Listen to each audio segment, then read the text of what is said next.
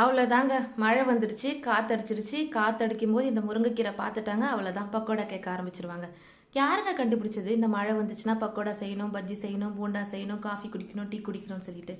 என் பொண்ணு கூட இப்போ இதை தான் கேட்க ஆரம்பிச்சுட்டா. ஏன் மம்மி நம்ம ஒரு டோனட் செய்யக்கூடாது, ஒரு பீஸா செய்யக்கூடாது, பர்கர் செய்யக்கூடாதுன்னு. நெக்ஸ்ட் டைம் மழை வந்துச்சுன்னா கண்டிப்பாக ஒரு ஹெல்த்தியான டோனட் ரெசிபி செஞ்சு காமிக்கிறேன். இந்த கேழ்வரகு பக்கோடாவையும் செஞ்சு பாருங்கள். ரொம்ப கிறிஸ்பியாக, டேஸ்டியாக, ஹெல்த்தியானதும் கூட செஞ்சு பாருங்கள். கண்டிப்பாக ரொம்ப டேஸ்ட்டாக இருக்கும்.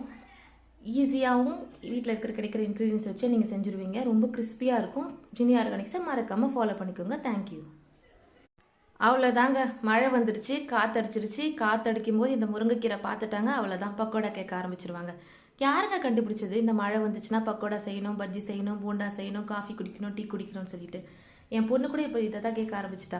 ஏன் மம்மி நம்ம ஒரு டோனட் செய்யக்கூடாது, ஒரு பீஸா செய்யக்கூடாது, பர்கர் செய்யக்கூடாதுன்னு. நெக்ஸ்ட் டைம் மழை வந்துச்சுன்னா கண்டிப்பாக ஒரு ஹெல்த்தியான டோனட் ரெசிபி செஞ்சு காமிக்கிறேன்.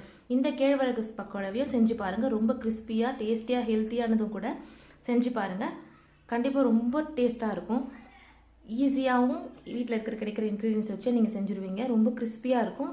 ஜினி ஆர்கானிக்ஸை மறக்காமல் ஃபாலோ பண்ணிக்கோங்க. தேங்க்யூ.